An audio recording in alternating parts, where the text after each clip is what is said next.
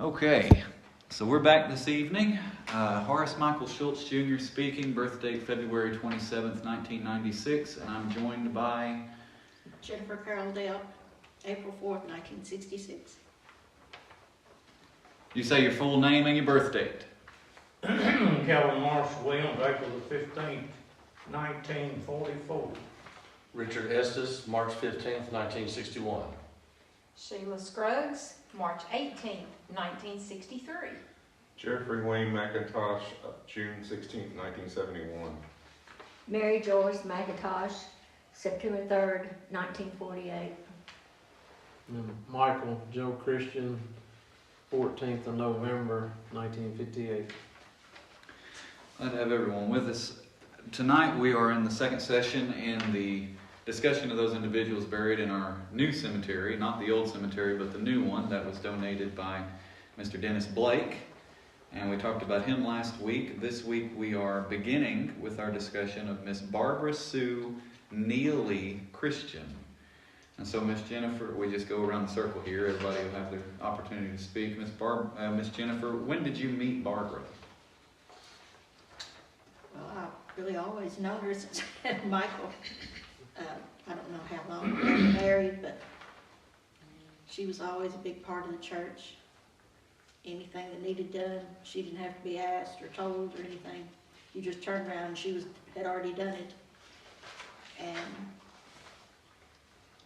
she did a lot of the Oklahoma mission trips. She was big on getting Jimmy and Penny started there, and I know that any time that there was anything, she would, try to get you to help. What can I do to make you able to help? And I know she was a big influence on me. I just loved her. She did a balloon ministry with Johnny McIntosh, and they were clowns. And I mean, I think it broke everybody's heart when she left us.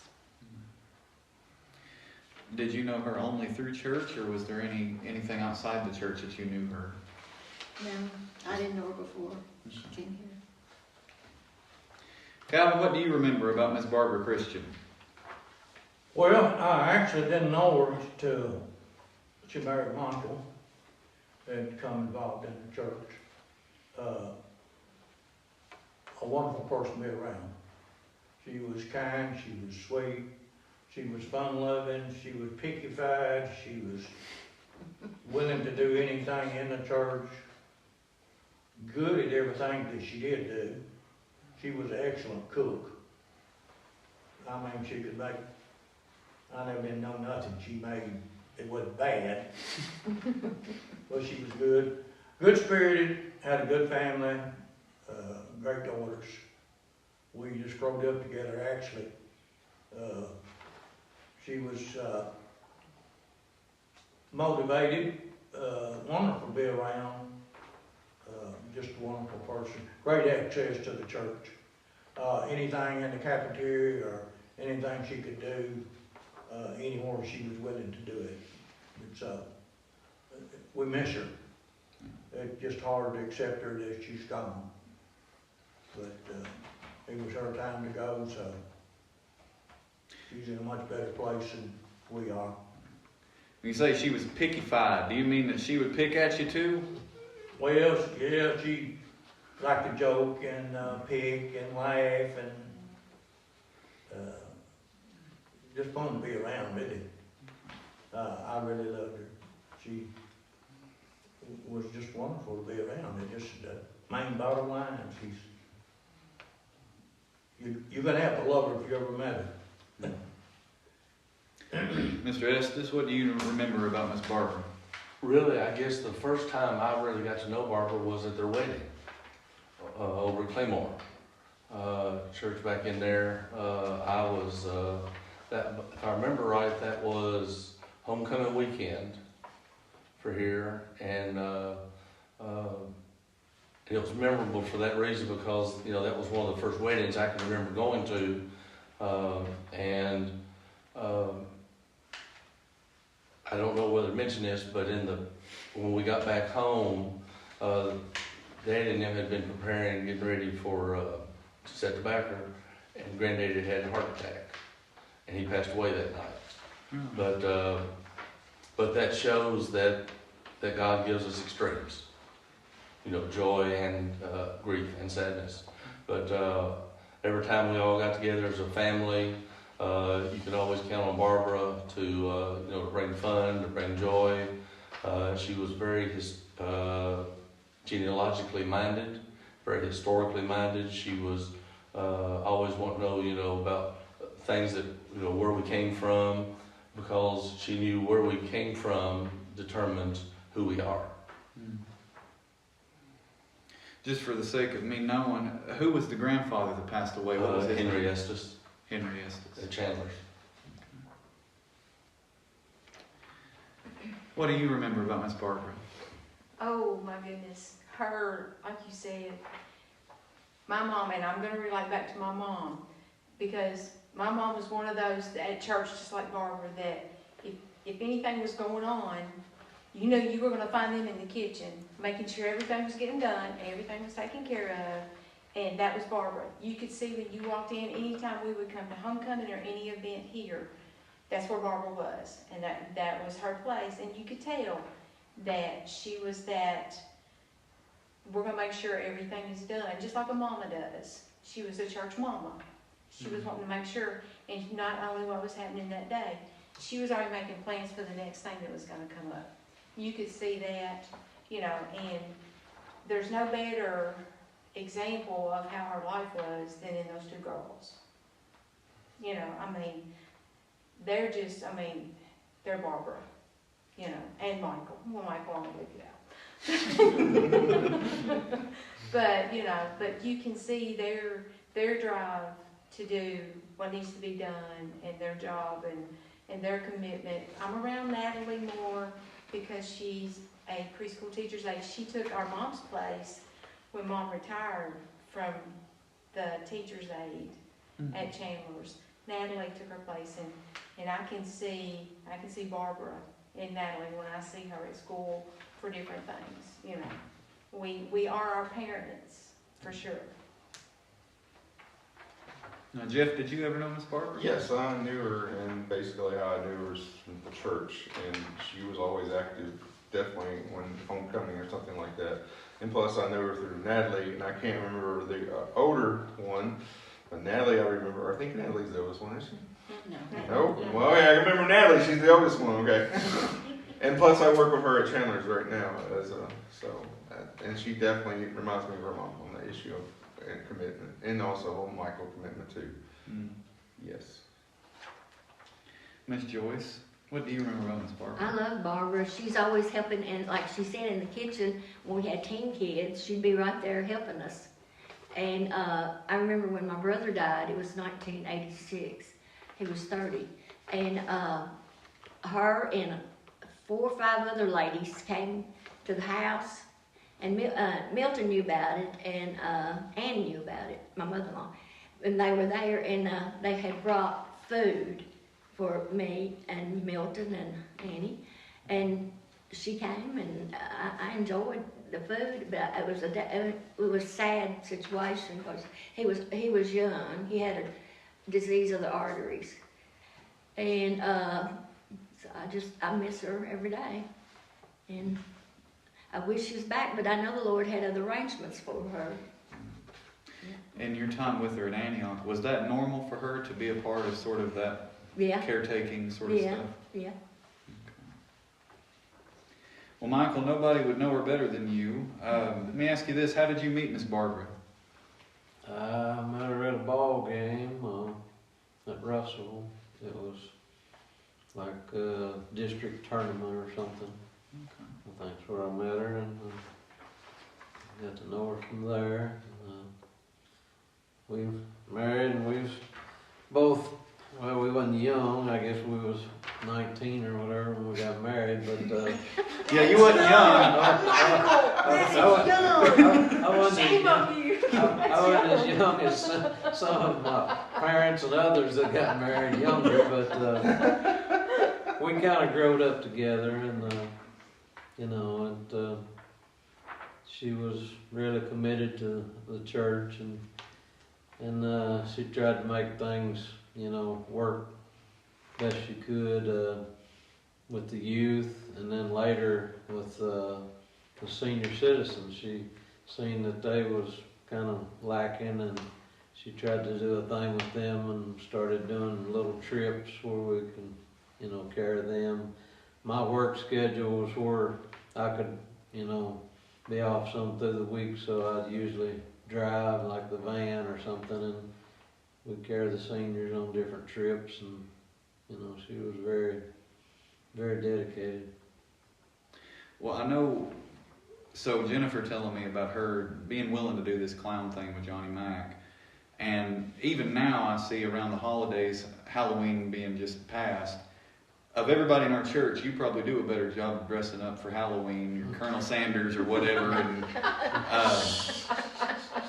were you always like that, or was that something that Barbara kind of brought out in you, this sort of creativity, fun loving, or was that something you meshed together on? Just something that I guess I kind of picked up later. Just I thought that, you know, I felt like the kids would enjoy it. There's something, a way to get more involved with them, like especially on Halloween. You know, something that not necessarily scary, but something that they could laugh about or have a good time with. With her being so, like Mr. Estes said, interested in genealogy, and I know you still have a relationship with her mother. What was her family like as in-laws? Because you seem to have a pretty good relationship. Not everybody gets that. What was her family like? Yeah, I mean, they was really good to me, and they, you know, just more or less took me in, and it was unusual, I felt like, because, you know, my parents loved Barbara just like a daughter, and they loved me, her parents. You know, I was as close to a son as they could have, you know, and it was a good relationship, and, you know, we worked together and got along, and it was different than most people that I was around as far as what we had.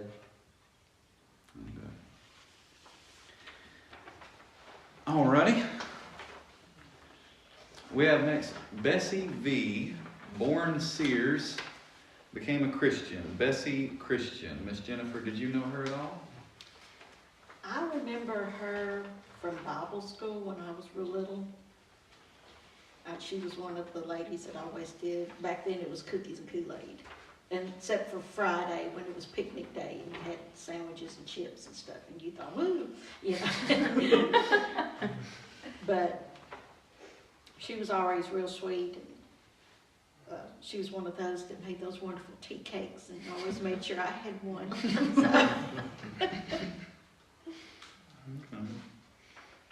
I just noticed when we're looking at this there, she was born in 1899, so she would have been quite old by the time you had any memory of her.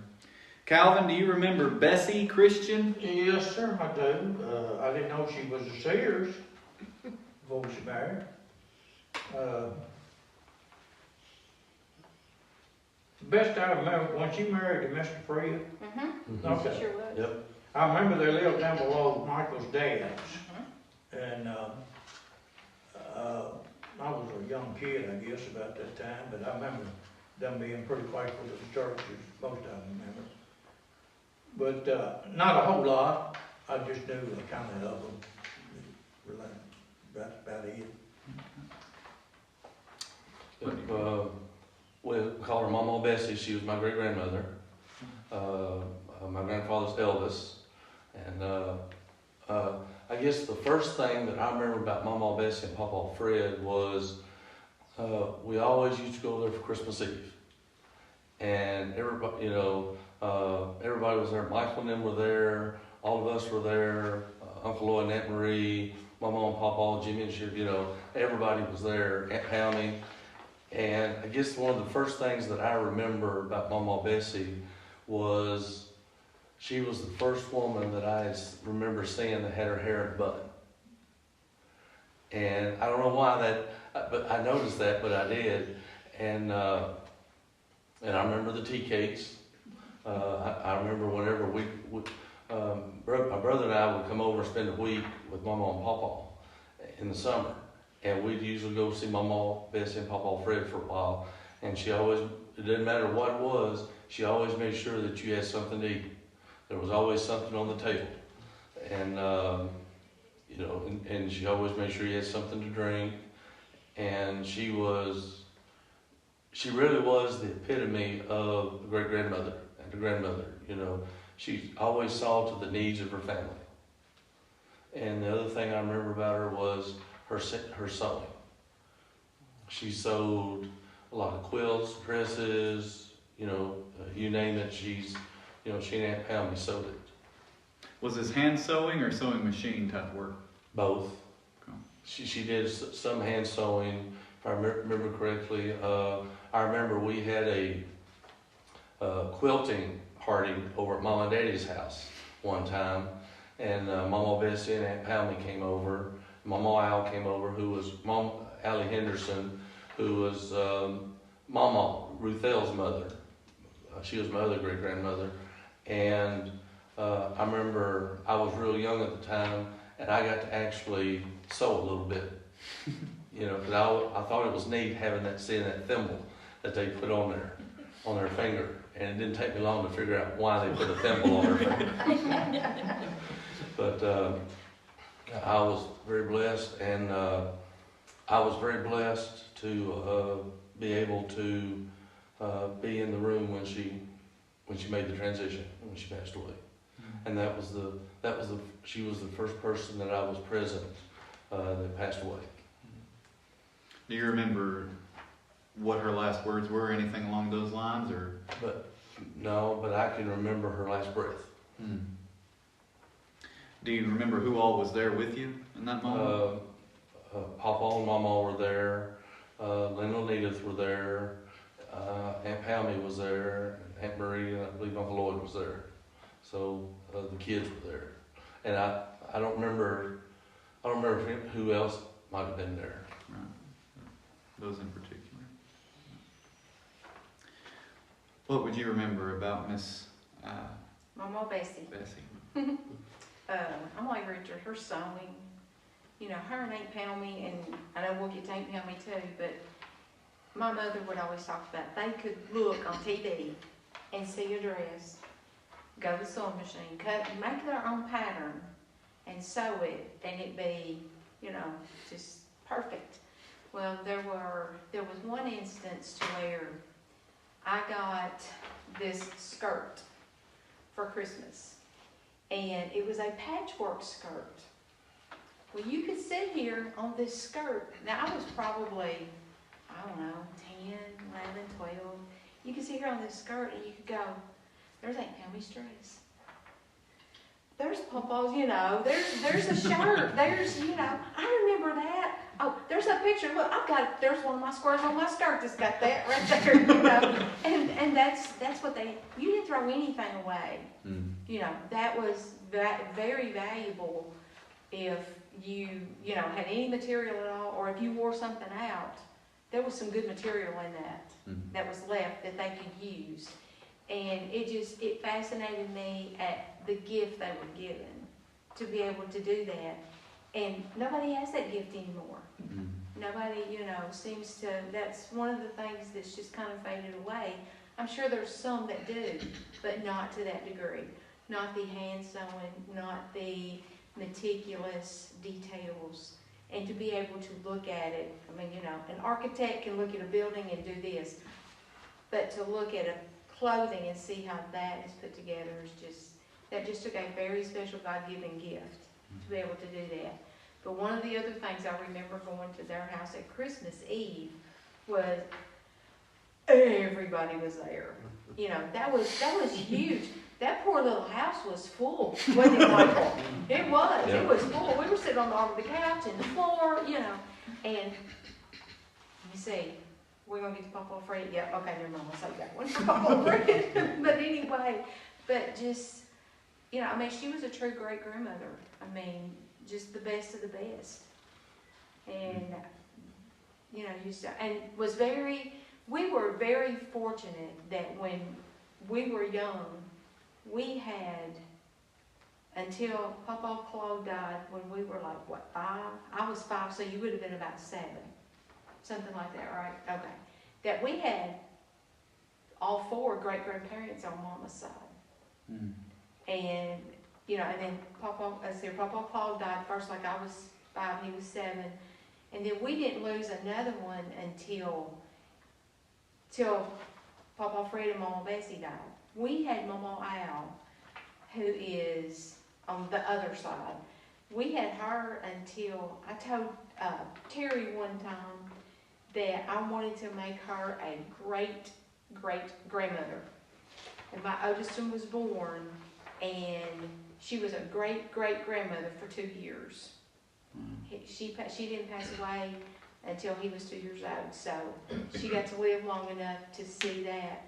But to be able to have your great-grandparents is, you just don't get that. You know? Especially when you get married old, like 19. Yeah, no, Wait. let's see. Waiting all these years. Yeah. And you're set in your ways at 19. You're 19, you're Yeah. hardly even childbearing anymore. Yeah. This is pick on Michael Knight, Right. but you set yourself up, so you know, Yeah. there you go. We weren't that young, we were probably 19. Yep. Oh yeah, that's good. Jeff, did you know her at all? I was only about 12 when she passed. I probably heard her name mentioned by my grandmother, but no, I probably don't. In Michael's defense, though, my grandparents were married. She was 16, and my grandfather was 23. So Yeah. he's pretty old for that time to be married. Yeah. My grandmother got married the week before her 16th birthday. Yep. So I mean, this There is you go. you were pushing it. You were geriatric at 19. Mama was 18, but Daddy was 25. There was 7 years difference in them. Yeah, I know. He was an old timer. Right. Yeah. Miss Joyce, did you know Miss Bessie? Yes, I remember one time I called her because I knew she sewed stuff, and she made me a pillow, and it was so pretty. I made Chimama too, but I gave it to my mother-in-law for their wedding anniversary, and she had it made and everything, and I said, "You did a good job on this," and I hugged her and thanked her, and Annie loved them too when she got it. Hmm. What did she look like, Who Miss did? Bessie? Okay. Gray hair, like you said, gray hair with the bun. And I don't think I ever saw her hair down but one time. But it was long. I mean, it wasn't like this long, but it was, you know, it kind of wowed me when I saw her with it down. Hmm. I don't know if maybe I had went up there one night at bedtime or what, but it just kind of, because Mama Bessie to me was just always that hair up. You know, I mean, that's just what they did. Yeah, she wore glasses, wire frame glasses, and she, and from what I remember, she didn't move fast, but if you followed her in a day, you did a lot. Michael, what do you remember about Miss Bessie? Oh, lots and lots. I would, we lived, of course, right side by side, and Mom and Dad a lot of times would be at work when I got, home on the bus, and I'd get off the bus and I'd go right over, and I more or less stayed with her, and, on up in years, and as she was, kind of short, like you was talking about, and there's what she looked like. I've got some pictures, but she was just a jolly, person to be around, and she was done a lot of work in the kitchen, and just had I had a lot of time with her that I didn't have with some of the others, just because I got off the bus there. And, she had a brain tumor. That's what actually killed her, and they didn't find it for quite a time. She would lay in the bed, and she said, "I can't lay on one side because it hurts my head when I lay." And they found out that that's what it was. That was a tumor. I forgot how big they said it was, maybe like tennis ball or something. It was pretty big, but you know, she never really complained a lot. But you know, the only time she complained about that is if she laid on the wrong side or whatever. But she was hard working right up to the end. One thing, it's the little things a lot of the time that you'll remember, especially about grandparents, great-grandparents. And you've talked about her sewing, and this may get back to that. Just to give you an example, I knew my great-grandmother and my great-aunt, and all I remember about them being a kid was they liked to play backgammon, and they were really good at Jeopardy and things like that. Was there little things about her that you remember that she really enjoyed other than sewing, or things she always talked about, or things like that? Or was it all just...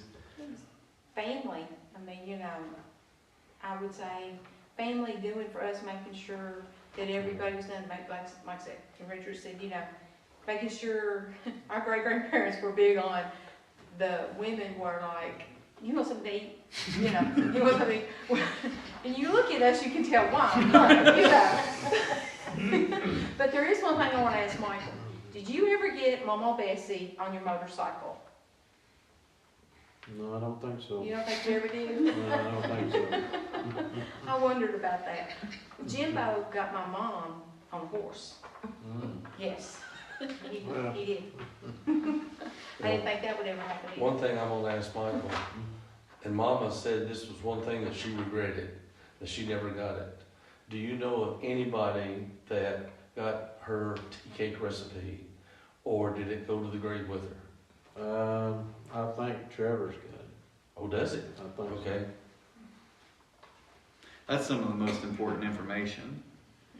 My grandmother, it was chicken and dumplings with mine. She had this secret, you couldn't stir it clockwise, it had to be counterclockwise kind of thing, you know.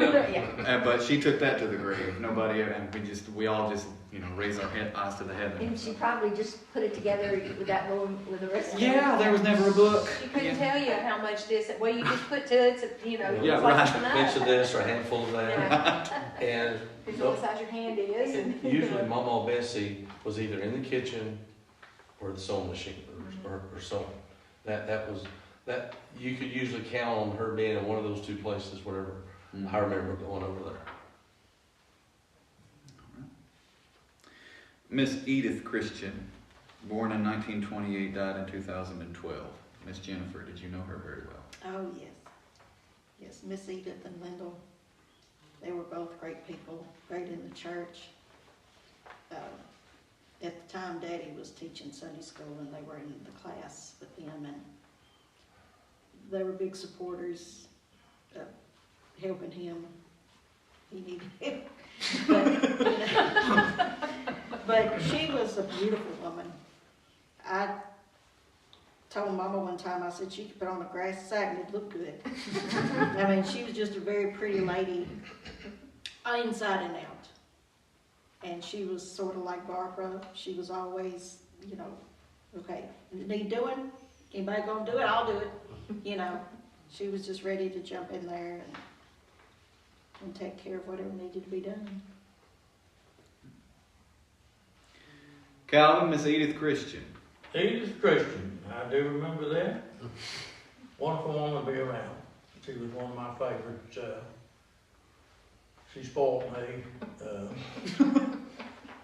about every way. We used to have meals, well, homecoming too, but we had meals after 4 business meetings. And she brought a pie, and I'll never forget it. She brought a pie in one time. She said, I fixed you a pie. I said, wow, yeah, what kind is it? And it was damson pie. And son, that would knock your eyes out. And I said, Miss Edith, that is fantastic. And you know, every time, just about a lot of the business, maybe not everyone, but she'd make a damson pie and she'd come tell me. Said, I brought a damson pie. I said, you be sure to get some of it. I said, you don't have to worry about me.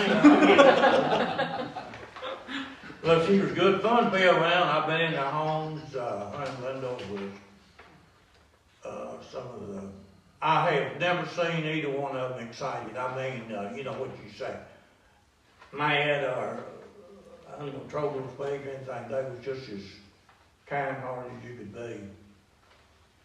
It was good to be around. Faithful in the church. They was really faithful. There was another faithful in the church. And Edith was really active in the lunch, in the cafeteria. She was active, I think, pretty well in Bible schools. Neat looking. I never seen her hair out of place, or never seen her with dirty clothes on or nothing. And she was just neat. Kept herself neat.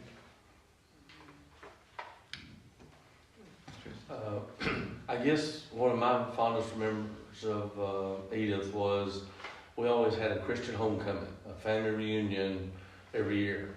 And for years, we had it down at Coon Range Lake. And, but the last two or three times we had it somewhere else.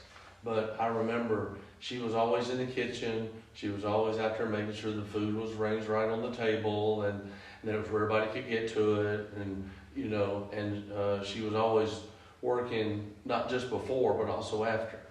You know, she would be in there in the kitchen, helping clean up and make sure everything was put back and everything was washed and everything like that, all of it. And I'll echo, you know, she was always she always presented herself well. She, not just physically, but also spiritually. You know, and I rarely saw Lyndall without Edith. Mm-hmm. Or Edith without Lyndall. And, you know, growing up, it was always Lyndall and Edith. You know, you never mentioned one without the other. And that's an example that's needed today. Do you remember about Miss Edith? I'm like them. I remember she was very well dressed, everything was in place, very proper, but her and Uncle Lingle, and we have the disadvantage because we did not grow up here. We grew up on the other end of the county at Chandler's. So we didn't get to experience the day-to-day Sunday experiences that everybody else here did.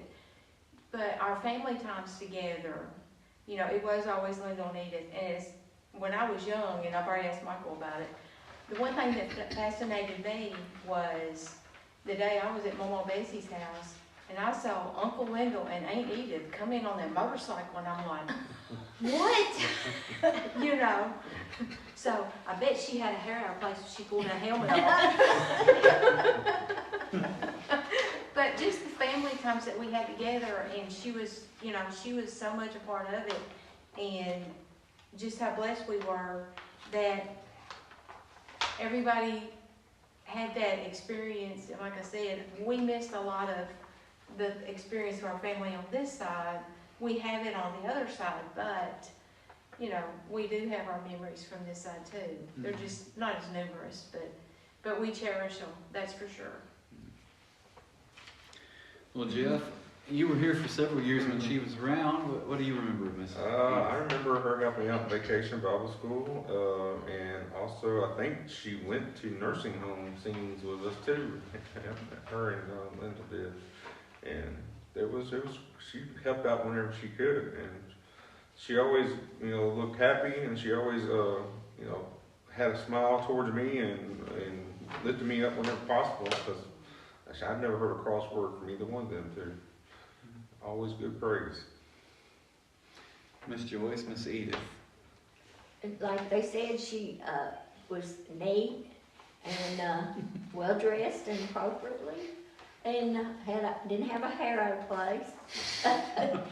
And I just remember talking to her, and she would sit in front of us when preaching, right in front. She would sit, and we'd talk. She was really sweet. Well, Well, Michael, your experience might be different. You might have seen her with her hair out of place. Yeah, I had opportunity to. Yeah. You're sitting here, yeah, she wasn't always so prim and proper and sweet. What would you like to say about Miss Edith? She, I don't know, she was interesting. I mean, she had a lot of, she believed in strong family. And like most of her brothers and sisters, a lot of them was considered, maybe not as forward as some, or kind of backward, and they didn't talk a lot and all that. But she always tried to make, sure that they had a family get together, and got all them together, and tried to get, them to interact and everything. That's one of the things I remember about her, trying to get all them to stick, together and see each other. They was scattered, out some. And I don't know, her and Daddy did start riding motorcycles at an older age, but it was more an adventure for them to ride around the county here to places where they had been and worked and done things. And they'd get out on Sunday evening and they might ride 120 miles and never leave Logan-Todd County, just ride around to the places that they had grown up. They got married when they was 16. And, they done some sharecropping over around Auburn and different places like that. And they,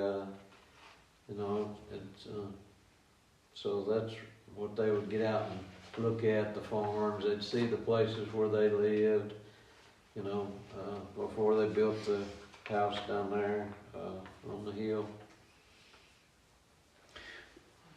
Did she ever have a day job, or was she always a stay-at-home? No, she worked at Elkton Sewing Factory for, I don't know how many years. It was a bunch of years. And then she worked at a little grocery store down at Lewisburg. About the time I was in high school, she worked down there just a little bit. But mostly, I can't say, it wasn't like she was home more than she was out on jobs, but, as far as long term, the longest she worked was at Elkton Sewing Factory, but I don't remember a lot about that. I was pretty small then, but she did work at what was Rockwell then for a little while. She worked there some, but that's what made me have to go up to grandmother's and my grandfather's right there, because they was out. And Daddy, he worked as carpenter work, done some, but it was never like for years with one of my other uncles. But he would go and work in between times when he wasn't working on the crops there at home, raised tobacco and cattle. And what did she look like? I wouldn't know exactly how to describe her. I just thought she was kind of average height, and she always had her hair. She dyed it or whatever you called it, dark, for years. And I don't know, I might have been almost in high school or something. And I asked her, I said, well, why do you do that? I said, your hair is pretty, why don't you just let it go? And she let it go gray, and it looked more like her mother, which her mother had beautiful white hair. Mm-hmm. And so she started doing it that way.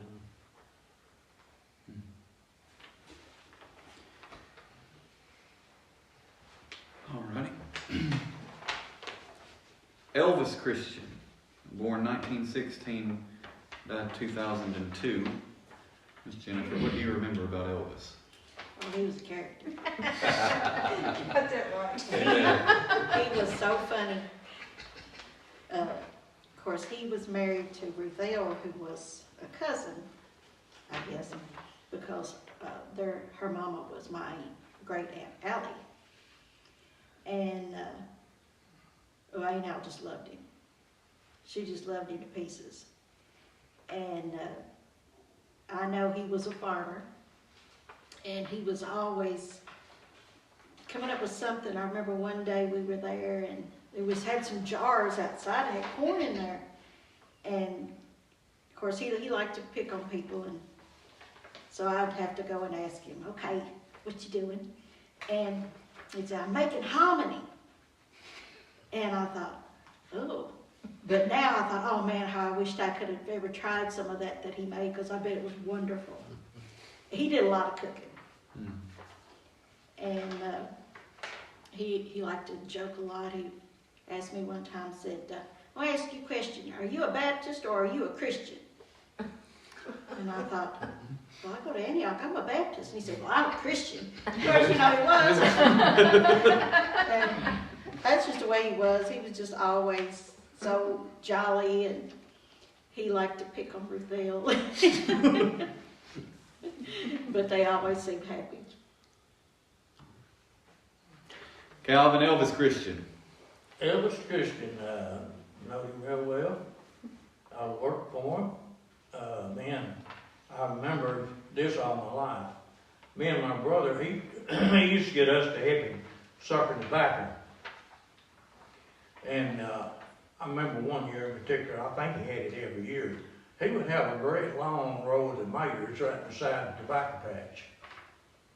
And I'm talking about long rows of tobacco, and we help him sucker. He wanted us to help sucker. And he going up through there, and we hadn't been suckering 15 minutes. You boys like tomatoes? And I said, well, no, not particular. We don't eat them, much. We might eat them on a sandwich or something, but we don't want. Well, I believe I'll have one. So he steps over in that tomato patch and pulls one. I can see it today. He pulls one out and does it like this on his side of the belly. Yep. Rub that motor.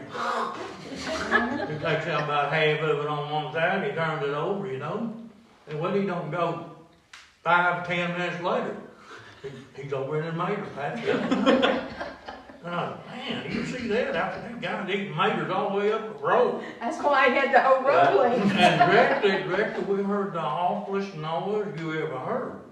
I said, man, my brother said, what was that? He said, well, I don't know. And it was Elvis belching.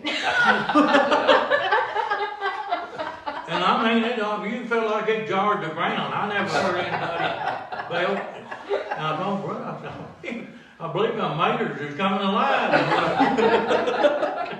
But he eats maters all the way up through there. They was faithful. Him and Ruth was fun to be around. He was, like to say, fun to be around, but I loved him to death. He was a big rabbit hunter. Yes.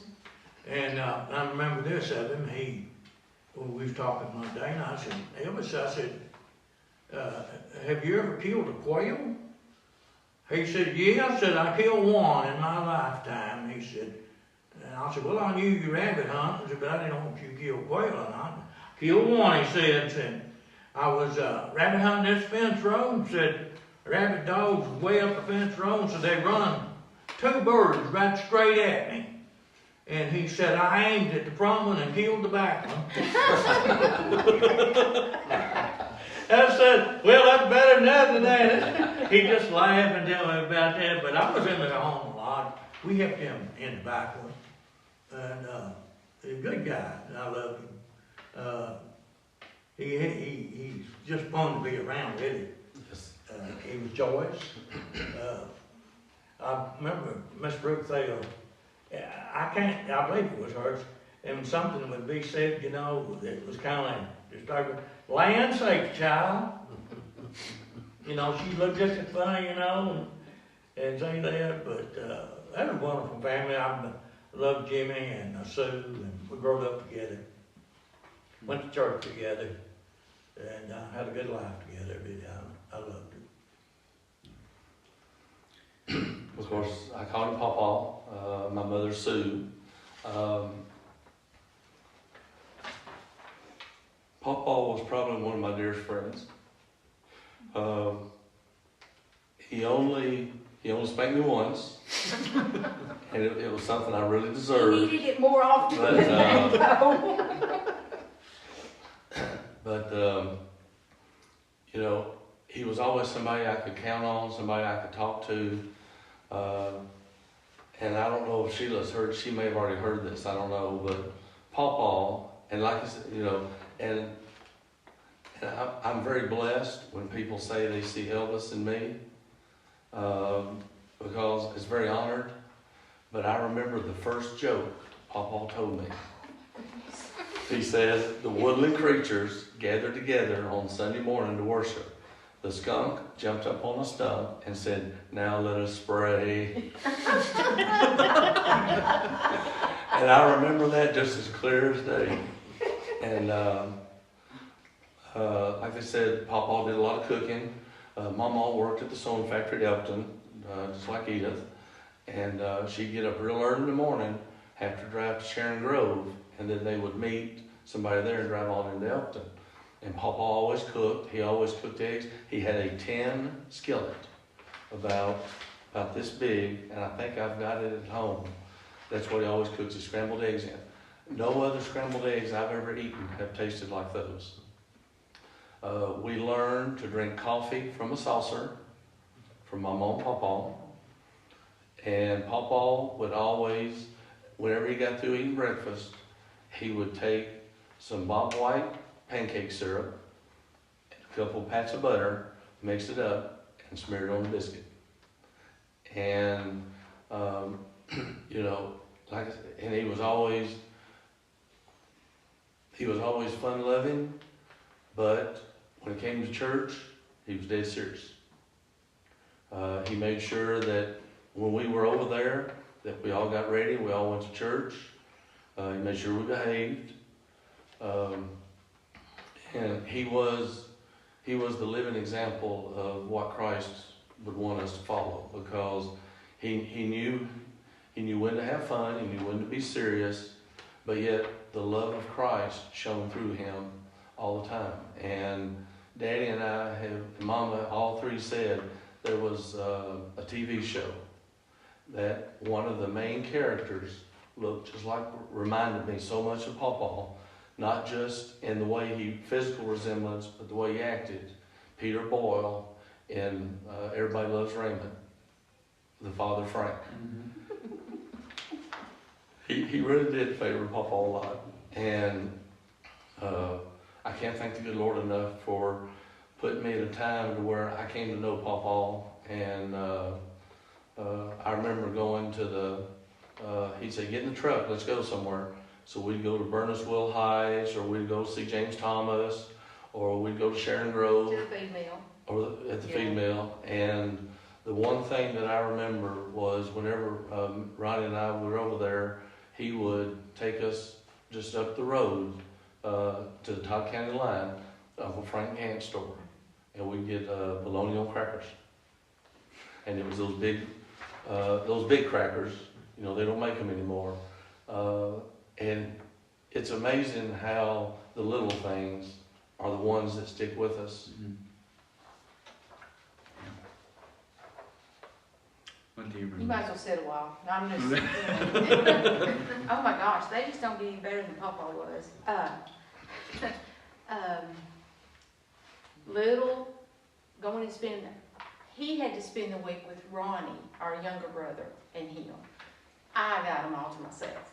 I went and spent another week different from them. But yeah, he would come in there and get you up early in the morning, earlier than we ever got up to go to school. And that was fine. You know, his Papa was cooking breakfast and all that. But when we would come over, we usually came over to Lewisburg, to my mom and Papa's, at least once a month, if not twice, on Sundays after church. During the summer, Papa had a little pickup truck. We'd get in the back. I know you can't do that now, but we would get in the back, and him and Daddy would ride around and look at the crops. And it was just fun riding in the back of the truck. Well, Papa had 3 ponds when we were growing up, and he had catfish in that pond, bass in that pond, bluegill in this pond, but we weren't allowed to fish because you couldn't fish on Sunday.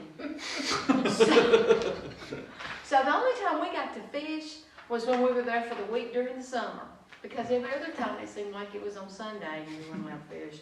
So, but, oh my gosh, and I'll talk about him and Mama's relationship when we get to Mama. But anyway, but no, there's nothing any better than Papa. But just growing up, he was just, and whistled. He whistled, what was it? This world is not my home. No, I'm just passing just through. that and pass me Yes, not. and that, but he would be over there whistling, and every time, and he had to go get the tractor one day, and he had this little Isuzu pickup truck that was a straight shift. Never drove one. He goes, and we were over at Frank's, Bill Frank's, over on, Bill Frank and Elsie's. yes, Bill Frank and Elsie's, we were over there. So we had to go get the tractor. He put that truck, he said, now, this is what you do. He said, I'm gonna start you off in first gear. He said, just ease off that clutch a little bit. And he said, just go slow and just stay right there. You know, so I did, and I made it, and I didn't wreck his truck. But I didn't drive a straight shift again, except it was in the hayfield picking up when there was no danger of anything until I was on grown up. So, because it terrified me. But anyway, but he trusted me enough with his truck. But he had Alzheimer's, and he lived with it for about 7 years. And I'll never forget, Mama had a stroke, and Mama had took her to the doctor. And she said, can you come stay with Papa? So I was staying with Papa that day. And he looked at me and he goes, I need to go to the barn. Papa, what do you need to go to the barn for? I need to take a dump. Need to take a dump. Okay, let's go. So I walk him to the barn outside. I open the door and I let him in. You just come on out when you get done. Okay, so I close the door and I turned around and walked back. I didn't ask no questions. He was in there for a few minutes. He came back out. Let's go back to the house. Okay. It didn't matter, you know. But he lived with that. He lived with it for 7 years. But you had to laugh at the funny stuff. He spent some time at Wellington Park, which was the nursing home for Alzheimer's patients in Bowling Green. Went to see him one day, and we couldn't find his shoes. He had 2 pair of shoes up there. We couldn't find them.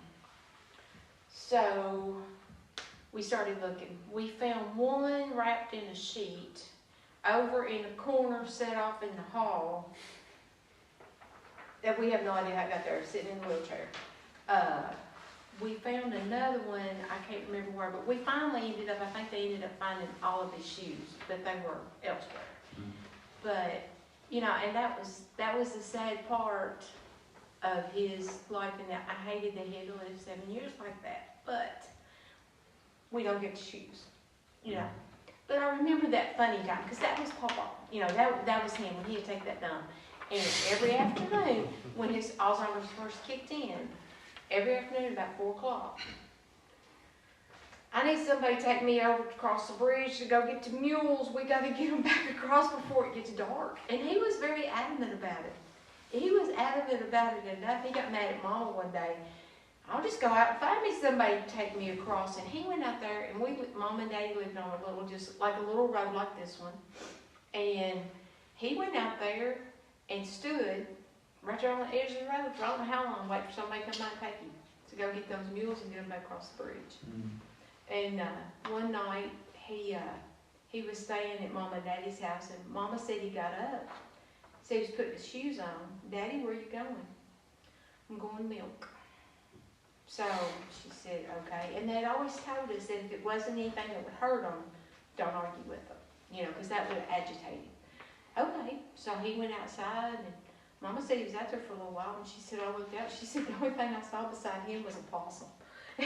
Yeah, she said, but I didn't ask any questions. He stayed out there for a little while and then came back in. You know, we just didn't know. But just the fun times with him, you know, getting out and riding in that little truck. And like I said, I'm gonna say the good parts about him and my mom when we get to my mom's part. But, you know, you just couldn't ask for a better grandfather. I mean, he was fun, but yet, you know, he taught you values, respect, everything you needed to know, but he still spoiled you as a grandchild. So, That reminded me of something I mentioned to y'all earlier, during his Alzheimer's. I got a glimpse into Pawpaw when he was younger.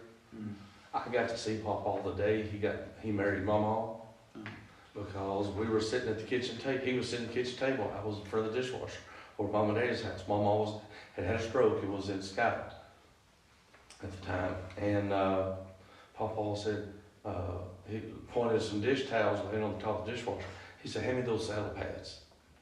So I handed them to him. I said, "What are you doing?" He said, "Well, I got to get the horse ready. I'm supposed to be able to marry Ruth L. at 4 o'clock." And I got to see Pawpaw that. There was one story, Wellington Park, that I was over there to see him, and we were walking down the hallway, and we met this lady she was all dressed up and had a purse on her arm. And he looked at her and he said, "Ader," which was one of his cousins. He said, "Ader, where are you going?" She looked up at him and she said, "I'm going to church." They never missed a lick or anything. You know, they just kept going. And Alzheimer's is a terrible disease, but I'm thankful to the good Lord that He gives us glimpses that even when Pawpaw was 20, he was still Pawpaw. Yeah. Now, Jeff, did you know Elvis any? I'd have to see a picture, but I'm sure I did, but I can't recall. My mind's going. Miss Joyce, did you know him? Yes, I remember when Jeff was little, 2 or 3, 1, I don't know, he was little. He was little. And we had a little animals, it's not one stuffed, but you could squeeze it and it would squeak, you know, make a sound. And Jeff had dropped it, and it went under the bench where Elvis and Ruth L. were. And he said, "That scared me." And so he gave it to Milton, and Milton said, "Jeff, here's your whatever it was." I can't remember what it was. Startled him. Well, Michael, I've heard you talk about Elvis in passing. I never really heard much about him, but what do you remember specifically about Elvis? Oh, I mean, of course, he was my dad's older brother, and in later years we swapped work, they called it. They had tobacco and cattle, and we did too. And we all worked together, so you know you could kind of manage it better. But you know, I heard my dad talk about him a lot and tell different things, and you know, I was around him a lot, but I mean, he was just like a second dad to me. He was always good, like you was talking about, to talk to you. You had a problem, or you know, if you just wanted to talk. And he was very interesting. I heard my dad tell about, you know, how that he got out and worked and baled hay for people. You know, when he was pretty young, he had a tractor and a hay baler, and he got out and baled hay for people and done things like that. You know, he was always working hard.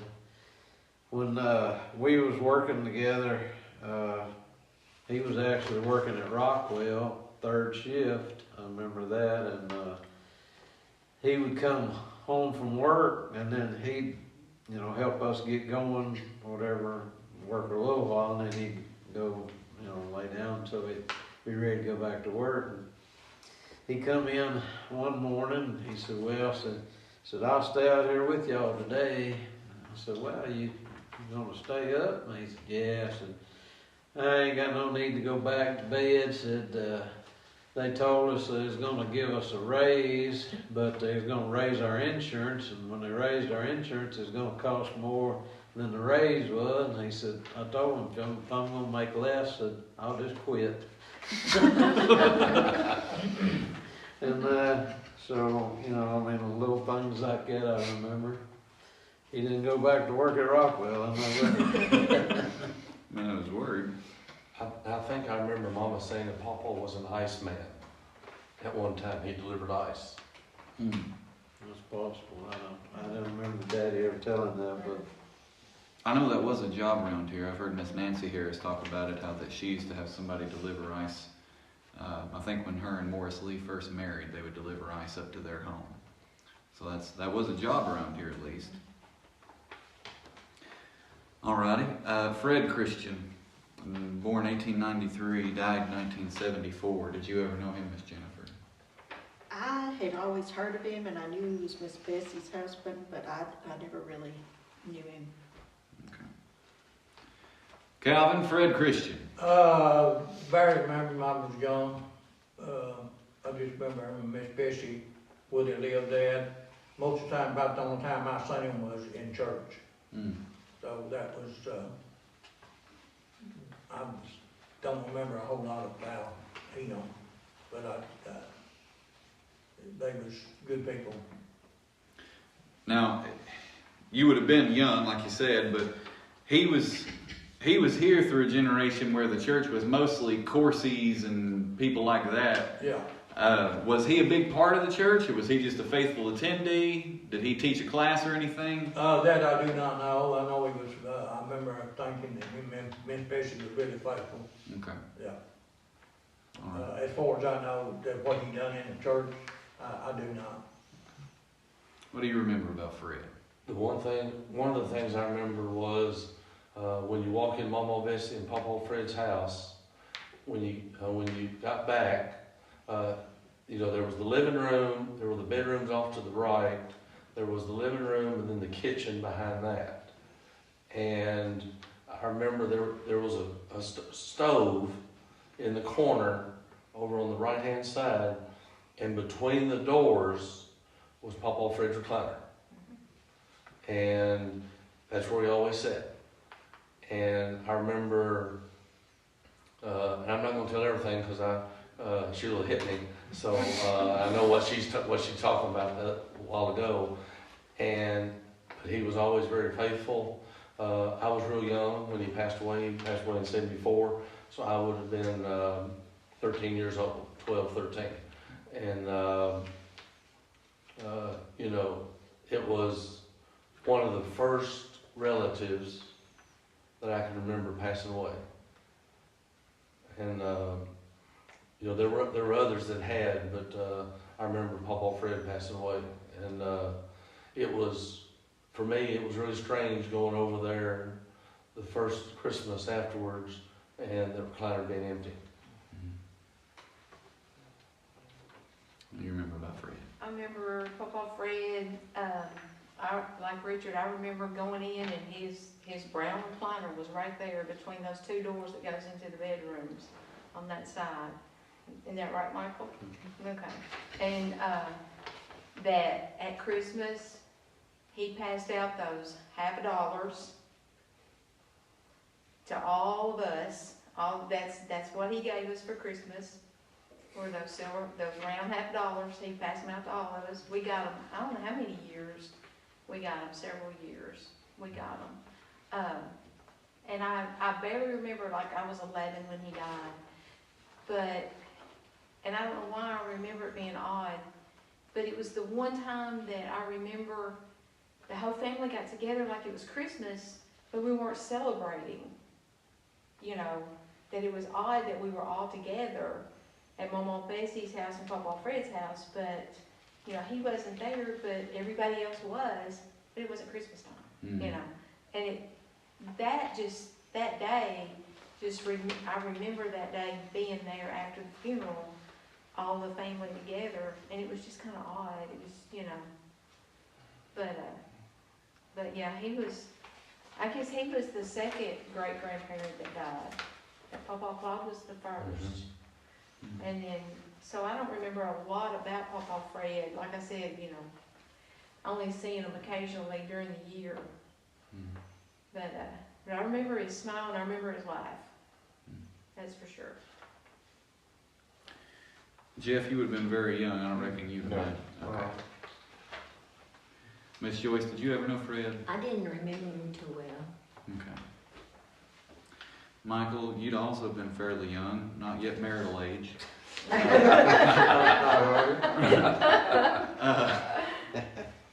What do you remember about Fred? He was kind of quiet. I mean, he didn't just, talk a lot. But I remember that one thing I think I told you about, when they started moving the time, like we're just going through the time change. Well, I guess it was spring, where we're springing it forward. Part of the time, he would come to church by himself, and I guess my mom Bessie was cooking or something. But anyway, the time changed, and he come to church because he'd moved the clock up. He didn't realize she'd moved the clock up too. He was out here at the parking lot and nobody was here. And I don't even remember who it was that was preaching then. Come down there and asked him, said, you come kind of early today. I said, well, I don't see nobody here. He said, I thought, something had happened. And then he went back and found out that both of them had moved the clock. I mean, I've got pictures of him actually trying to play baseball with me, like out in the front yard, a little plastic bat and ball, but I don't really remember it. I was so little. And I remember he tried to show me how to whittle.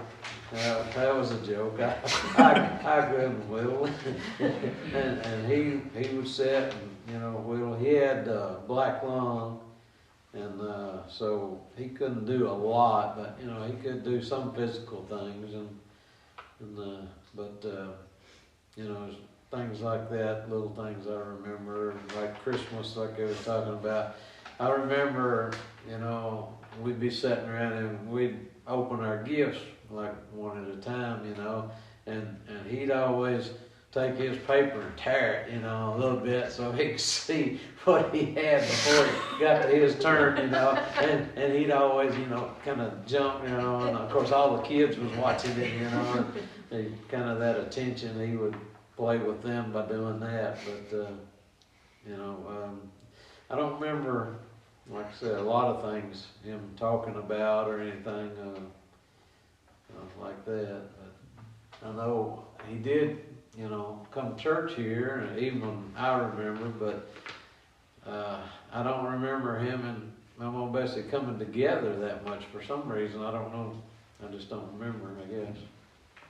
Now, the generation he grew up in, he would have been even younger than the Great Depression. He was already an adult by the time we hit that time. Yeah. Was he a fairly literate person? Could he read and write pretty well, or do you remember that? I was thinking he could, read. I don't remember that much about, him reading that much or sitting around and reading, but I think he could read. But I just know they went through a whole lot trying to get his pension started, that black lung. I remember that, and I don't know. I had to get somebody to help with that because of something about his paperwork or something. But I do remember that. You say black lung now.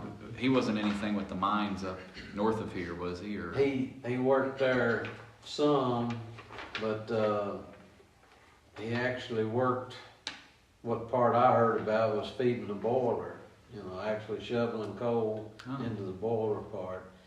I think I remember the story right, that they went down there and he went underground, to work. And when he come out, he told them, if that's all you got for me, I'll have to go somewhere else. And they said, well, we need somebody to, feed the boiler. And I think they had to hand draw their water or something, or pack it up to the boiler and keep water in it. And so he done that. I don't remember how long he worked there. I know I heard stories about, of course, my dad, he was born in 28. I don't remember if it was like 1930 or so when they moved back here from Drakesboro. Okay. But that's when my grandfather worked down there. Okay. Mr. Lyndall Ray, born 1928, died 2011. Miss Jennifer, you would have known him. What was Lyndall Ray like?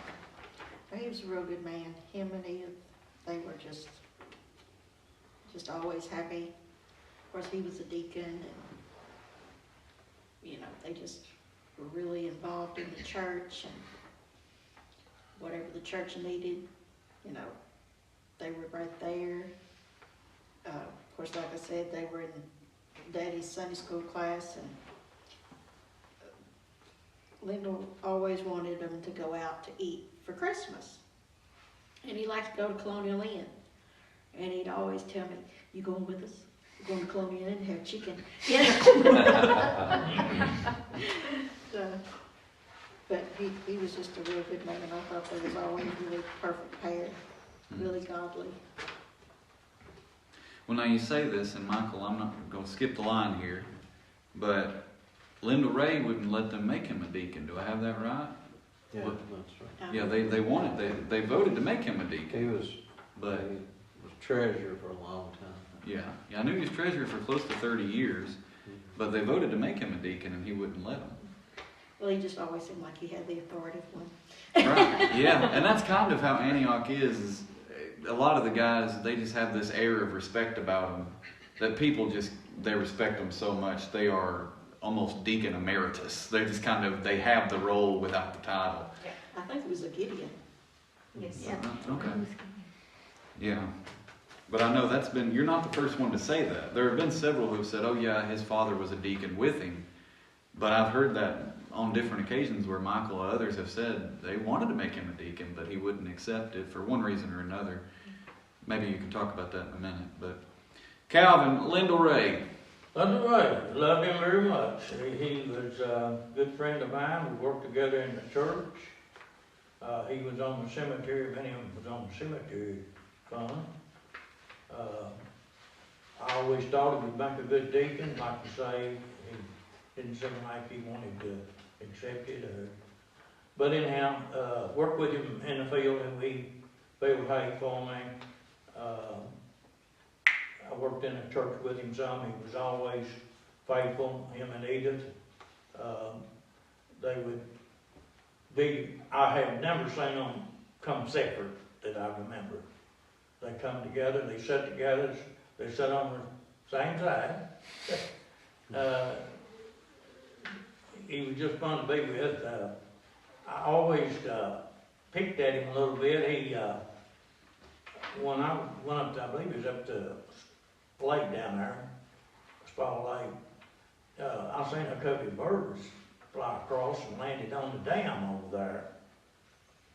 And I thought, well, I'll ask Lyndall if he's been hunting down there. And I did. And all sir said, go right ahead, go hunting all you want to. I said, all you want to. So I went over there and turned the dog loose over there around the lake. The dog went over and pointed right on the dam. And I went over and got them up. They flew right straight towards Lyndall's stock barn up there, the whole bunch. And I went up there, and the old dog, he smelt around. I know it hit there, and anyhow. And as far as I remember, I didn't get up none of them. And I seen Lyndall Sunday. I said, man, you got them birds trained. I said, the dog pointed them over yonder on the dam. I said, they flew in them buildings up there, I reckon. I never did find none of them. I believe they roosted up there somewhere. Lyndall just laughed. He said just laughed. But he was great to work with. I had never seen him mad. He was just easy going. And me and him talked a lot about different stuff and agreed on it. Never did have a crossword with him. People really miss, I'll say that. They was faithful to the church. The doors was open, they was here. Lyndall could do anything in the church. He could anytime, like Michael said, anytime work was done, most time Linda was here. And, he was faithful. Church missed all these good people. Yeah. You really miss them. But I always remember the precious moments. I call them precious memories. Yep. They are something that happened years and years ago, but they have never really left my mind. Yep. They're still there. So that's why they're so precious. They were precious people. It was, yeah. You talk about him being willing to work. Judy White told me a couple of years ago that when we were debating on building the new fellowship Yeah. hall, Hey, she said he was against it, yeah. but as soon as the church decided to do it, there was nobody worked harder to get it done than him. Yeah, if he didn't go forward, but the church did, he was there. Mm. He was there. And he was good about everything he done. I mean, he was good about like Michael. He could fix an animal before it with a tack hammer. Of course, again, it goes back to, he's Papa's younger brother, and I remember, I guess one of the first things I remember about Uncle Lindell was at Coon Range Lake. He was always the one that went around every family and got $1 to pay for the, for the rent of the lodge and the kitchen. And that highlighted to me how much attention to detail he was, and made sure that things that needed to be done were done. Mm. And he wasn't terse about it or anything. He would just go around sort of informally, and collect it. And he was in charge of scheduling it and everything. And I remember Christmas Eves up at Mama Bessie's and stuff. I always, and again, like I said earlier, I rarely saw Linda without Edith, or Edith without Linda. And I do remember sometimes when Ronnie and I were up there spending the week with Mama and Papa, we would do, like Michael said, we'd trade out some work. He said, "Come on, get in the truck, we're going to go over to Linda Dams for a while." Or, be sure you get this done because Linda and Michael's coming over, something like that. Mm. And the older Linda got, the more he favored Papa. Mm.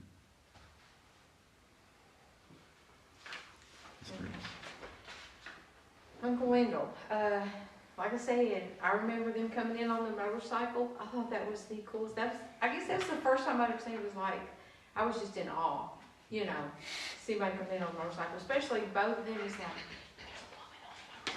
there's a woman on a motorcycle. Hey, now look, this was, I'm getting there too. So, anyway. But Uncle Wendell, he was the one. I always thought he was really quiet, but he was one of those that you could tell that, I don't know, he was very respectful, but he was one of those that you could just look at him and just see him in his activity, or when we were over at Christmas, that he was a very dignified man, but he knew how to have fun and pick too, but there was more of a serious side that I saw in Uncle Lindell. And it was just like they said, you didn't see them apart. They were the true example of a married couple that stayed a couple instead of, we had a couple that he was a teacher and he graduated with Daddy, but you never saw them together. If they went to the same event, he came in his vehicle, she came in hers. Mm. And they came at the same time, but they never came together. But Uncle Wendell and Aunt Eden were, the prime example of a couple that lived their lives together as a couple and raised their children that way and their grandchildren. So I was very appreciative of that. As far as what he looked like, would you say that Michael favors him, or would they not quite? He has got that Christian look because I can see it's right here, and I can see Pawpaw, I can see Uncle Lyndall, I can see Jimmy and Michael. You know, it's right there. I mean, it is.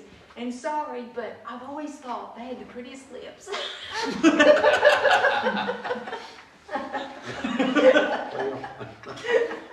It's just like group therapy or what. But I mean, yeah, because, and like when I see Jimmy and I'm out and I see him, I'm like, I see Papa and him, like right here, and Uncle Lyndall, and just sitting here and watching Michael talk, I see that. I see the family right there. Now, Jeff, you would have had an opportunity to know him. What do you Yes. remember of Lyndall?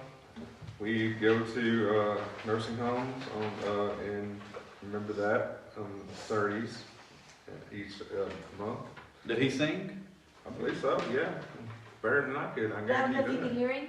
that. I think so. Okay. You're testing my memory now. We have some that sing kind of loud. It's like, I don't know for sure what they sound like. Yeah. But yeah, there'd be fellowship afterwards, and I also remember Coon Range Lake going down there, and him and Lois Pogue and I believe I can't think of his name, Lloyd White would all be getting the fish Yeah, prepared. Marie would help too. Yep. Hmm. Mhm. Yeah, he was a good man. Miss Joyce, what do you remember about Lyndall Ray? Well, I knew him. I remember I came to their 50th anniversary. At least they got to live that long together. Wow. And they said, you don't see one without the other, and that's a good way to be. And I loved Edith. She was so sweet too, and he was. They was just the ideal couple. Michael? One of the things I remember about Daddy telling me, of course I don't remember it, when he was young, real young, because he was, like I said, it was about 12 years difference in him and Elvis. So he said, that he'd always be wanting to play while Elvis was trying to work. So one day, he said, Elvis went in the corn crib, and he said he thought how funny that'd be to button that door on him. So he buttoned the door, and he said, I took off running to the house and said I wasn't old enough to realize he just reached up there and moved the latch and come out. So he caught me before I got to the house. And I remember him telling that, and I mean, he was kind of quiet in a way, but he was very interested in keeping everything going, and I do remember him telling me too. He said that he got out and worked enough that when he got ready to get married at 16, he already had a mule. He'd done worked enough to pay for a mule, and he said, and most people around there, he said he was considered, with a lot of money because he had a mule.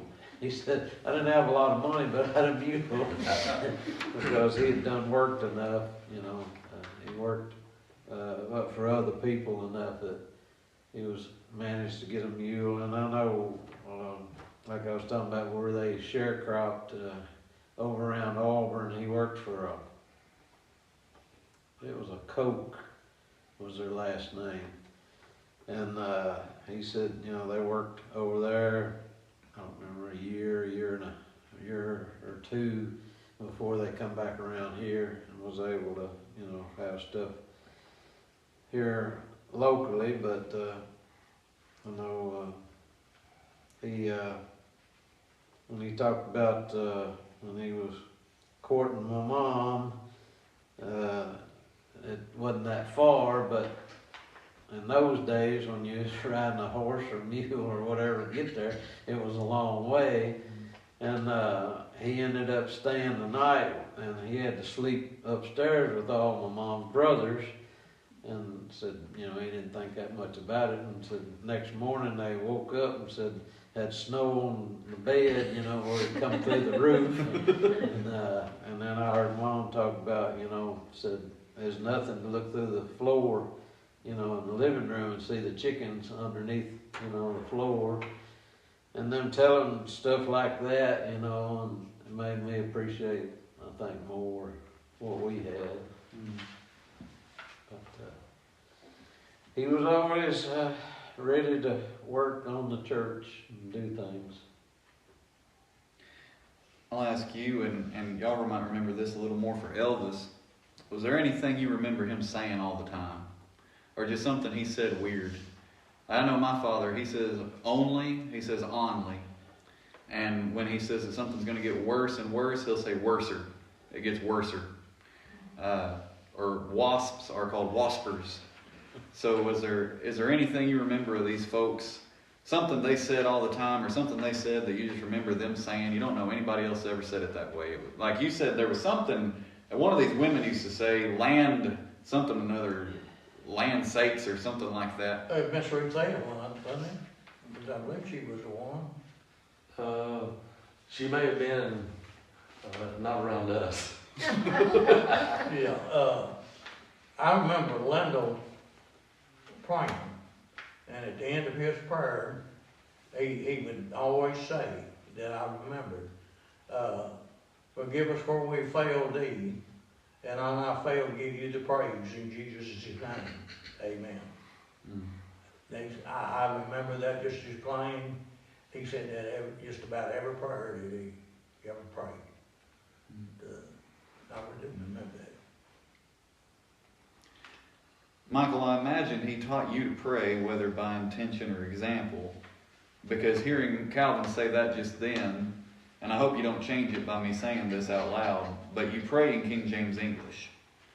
When you pray, you say, Lord, we pray to thee, and pray that thy this and that and the other. You use that King James English, and I imagine that you learned that either by instruction or example from Linda Ray.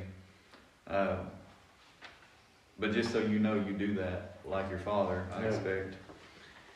Nothing sticks out in particular. No.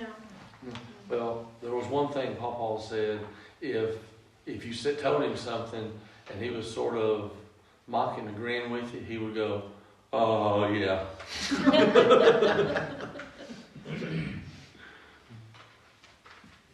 That's the little things. 2 more of these and then we'll each out of here. I know we're probably going long. Miss Palma Lavinia Christian. We called her Aunt Palmy. Aunt Palmy. Aunt Palmy, yep. Born 1915, died 1991.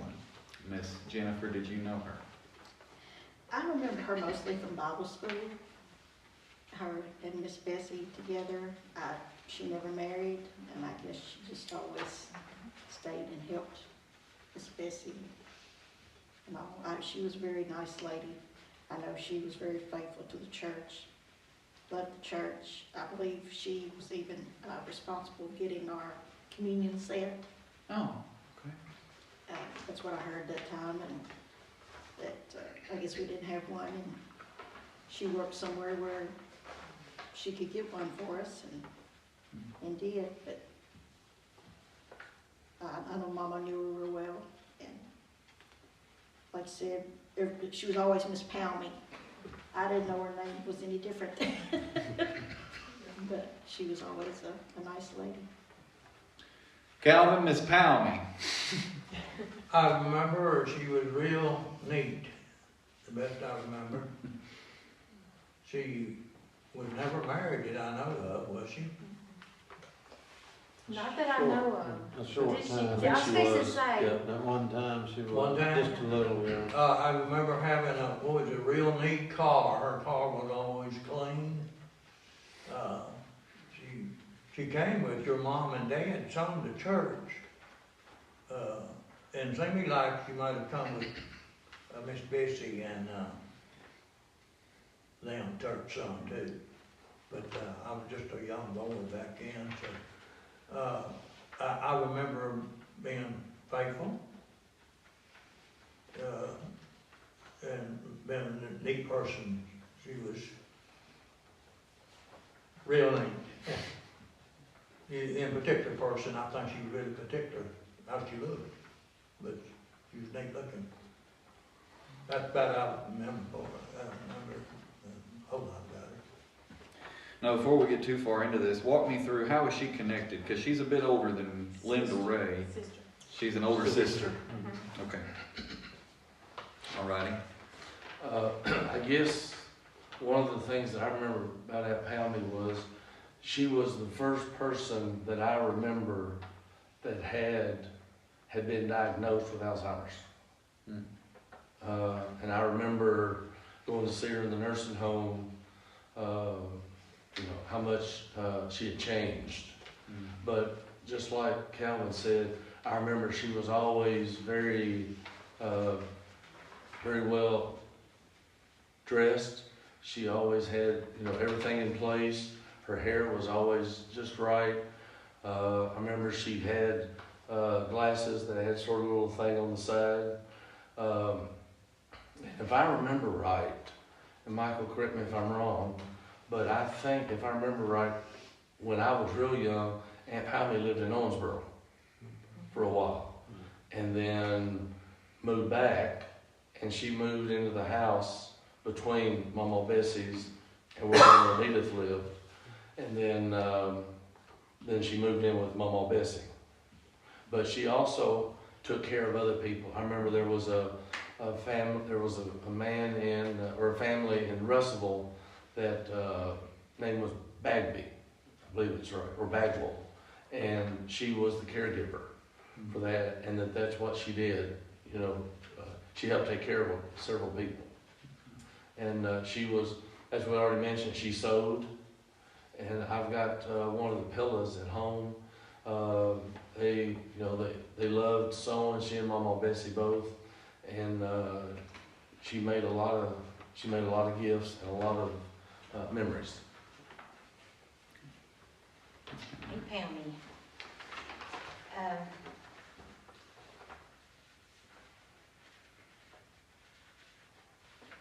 I remember everything that Richard was talking about, and it seemed like I do remember she was married for just a little bitty short period of time. I don't remember what happened to her husband. Did they just get a divorce? I think so. Okay, that's what I was thinking. But, and of course, that young, I didn't really understand what divorce was, But one thing I remember was, I was younger, when she got her Alzheimer's. And I remember riding in the back of the car with Mama, and Aunt Pammy was over here in the passenger seat, and she kept looking in the back seat at me. And she kept looking, she had this worried look on her face, And she leaned over, she looked at Mama, she goes, "Who is that?" And Mom would have to tell her. She looked, but I had no understanding, because it's like Richard said, she was the first one in our family that had Alzheimer's. Mm. And it was something totally new, and we didn't understand, the severity of it, the length of it, just the whole what it involved. But it was hard to understand that. But she always sewed.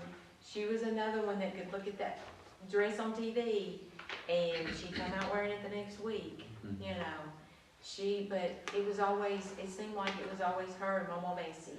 They were the best of friends, and closer than a mother and daughter you could ever hope to be. And I don't know, that's pretty much what I remember about her. And of course, she was always at all the family get-togethers, and but it was just always Aunt Pammy. Jeff, did you ever know her? Being 10 years old, don't remember. Okay. I do kind of remember. I know that what they said, she was neat, dressed well, and she was real nice. That's about all I can remember. Michael and Pammy.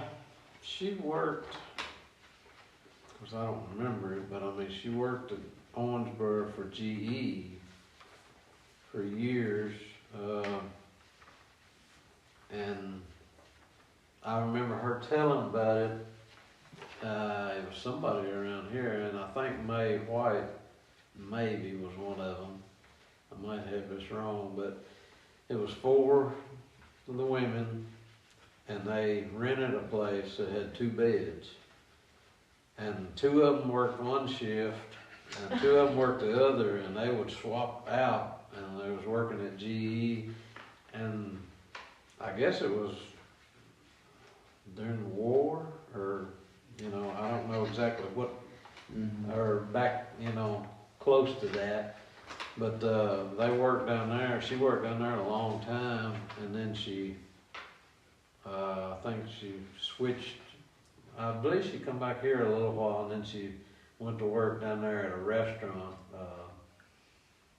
or as for some people that own a restaurant and motel, and she cleaned the rooms there. And she was married to, I think it was a Riddle, Bob Riddle maybe, I don't know. They wasn't married very long. That man had a son, and of course back then, people didn't talk about what happened or what went wrong, and most of the family that I ever heard say anything about it, is they felt like they just didn't get along on account of their money.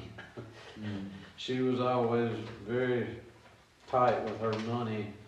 She worked, all those years at GE, and then she worked, and she bought land up there around where I live, and eventually sold it to my dad.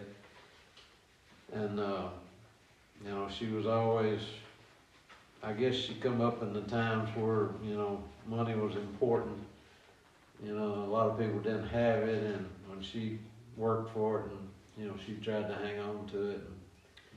And I think I don't know if I've told you or not, but I know she was in a nursing home there at Auburn with Alzheimer's. I think I've got this right. I'm pretty sure it was over 10 years. And she paid, what she had accumulated paid her bill the whole time she was there.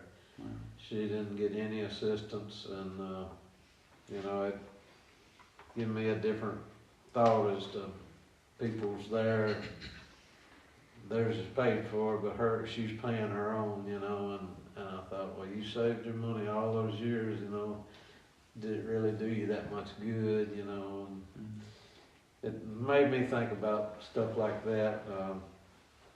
I remember when she first got sick, there was a wide garage up there where she kept her car, and she come to me, because I was old enough to drive a little, and she said, I can't get my car out of the garage, will you help me? And I said, well, sure, I'll go up there, and help you. And I might have been when I come home from school, I don't remember. But I went up there, but there was nothing around, and there was plenty of room, and I thought, well, what's wrong, and I got in it and backed out, She said, well, thank you, for getting it out for me. And I didn't think anything about it, and I talked to my dad about it, and he said, we're gonna have to see about her, because, she's starting to forget things and not be able to do things, and I was like them, I was the first person I was ever around that just was losing, the things, thought and everything, and I thought she was staying with my grandmother some then, and I thought, well, she's helping my grandmother, But then later we found out that actually my grandmother was cooking and doing and taking care of her. It was like she was a child again almost, and she was taking care of her. But, I know, like she said, I believe that she did buy like the stuff for our Lord's Supper, the equipment, because she was, she worked down there at Owensboro all those years. She bought, I think those wooden tables like that right over there. When we had the old fellowship hall and they went through, she bought those and different things. She was always supportive of the church, but, she didn't buy too many other things. You mentioned the war. Of course, she would have been 25 when the Second World War began, so it would have made sense that she would have gotten a job around that time.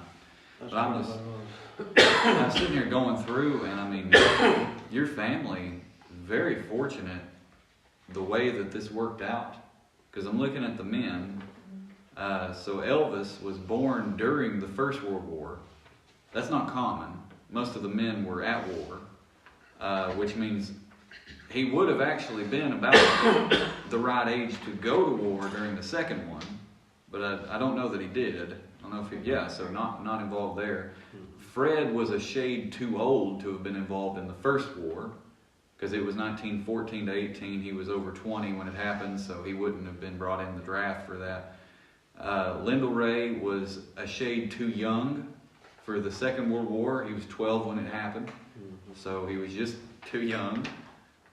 And here the rest of them, even the ladies, they just don't fit. They're just a bit too young or just a bit too old.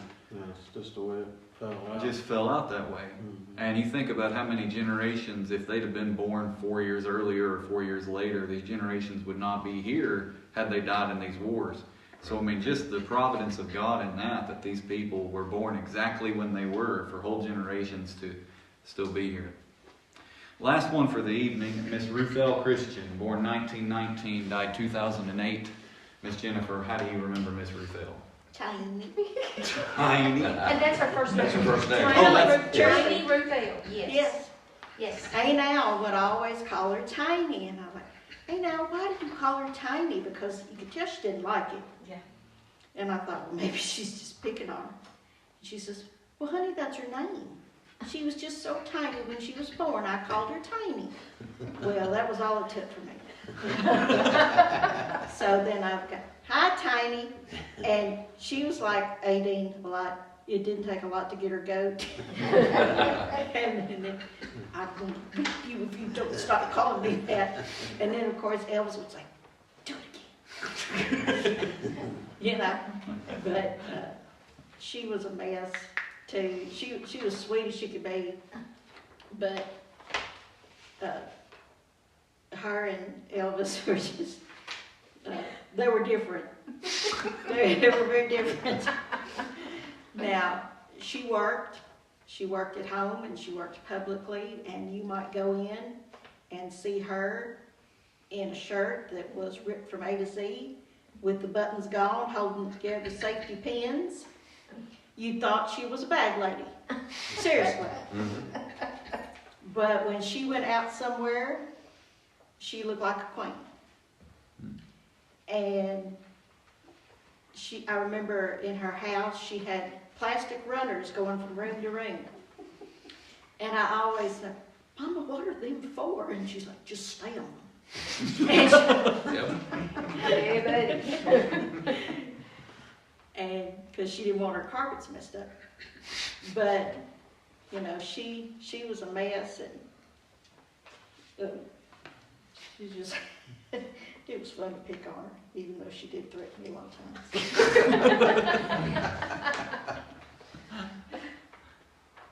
Well, birds of a feather here. You've got your plastic runners in your house protecting your carpets. What do you remember about Miss Ruth L., Calvin? She fast forward. She spoke what you thought. And I remember working at, was it Song Factory? Or?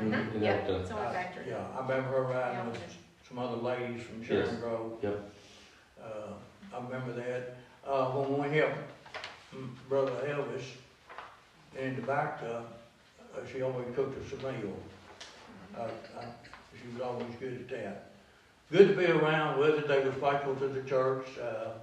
I love being around both of them. He tickled me to death the way he talked. You know, Yep. he was full of life. Yes, he was. And he enjoyed life with him. He did.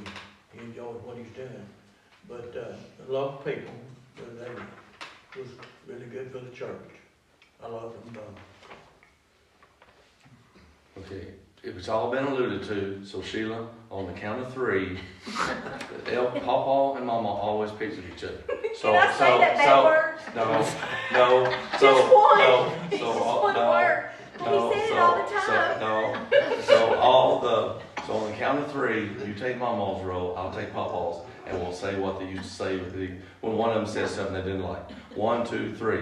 All the devil, Ruth. Yeah, all the devil. Yeah, but there was another phrase that Papa used. No, I'm gonna say it in a And, minute because it was so them. but, Mama was, again, very proper, and I remember, whenever we go there spend the week, Papa was sure to get us out of the house on Saturday, because that was the one day a week that Mama cleaned, because she was working in Elton Monday through Friday. And Saturday and Sunday were the days that Mama helped cook. And now you've asked a few times what different people look like.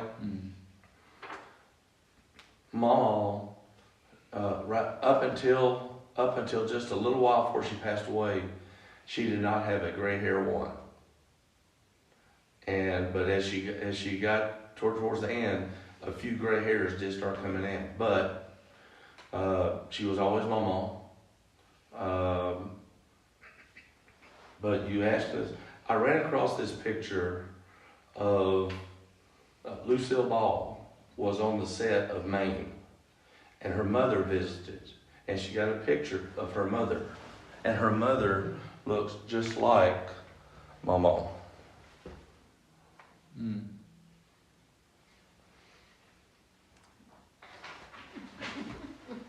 There's it, yeah. I think you've seen it. Oh, yeah, yeah. Yeah, I remember.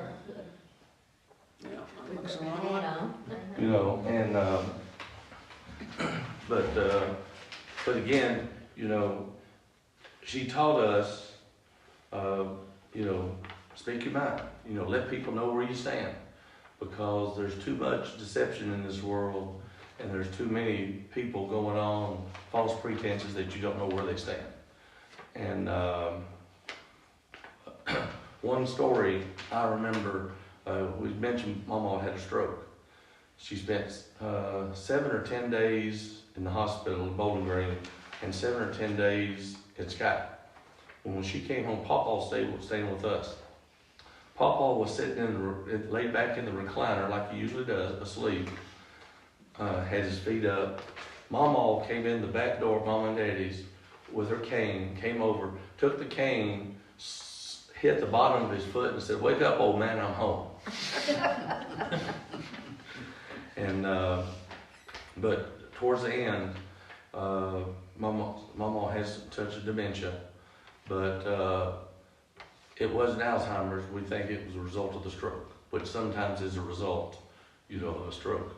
But Mama and Papa, like y'all said, were nothing alike. You couldn't picture any more people perfect for each other, because they really did play off each other.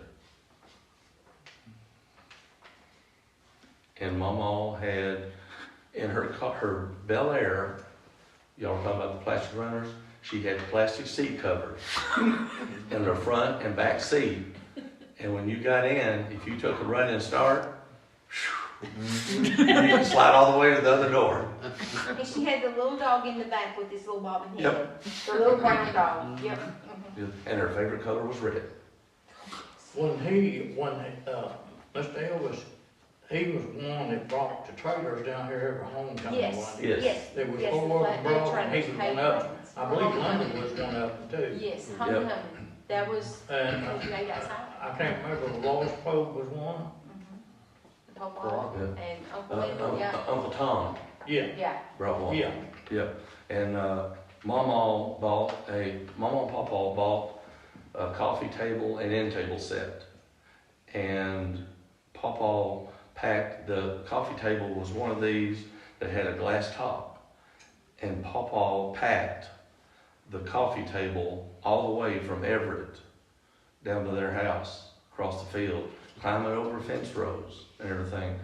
And then he packed the glass. Unfortunately, the glass broke. So he had to get another piece of glass for Cause I it. bet Mama wasn't happy. No, depending on how long it was before she knew about it. And, but my mom had a room in their house. It was the living room. It was in the front of the house.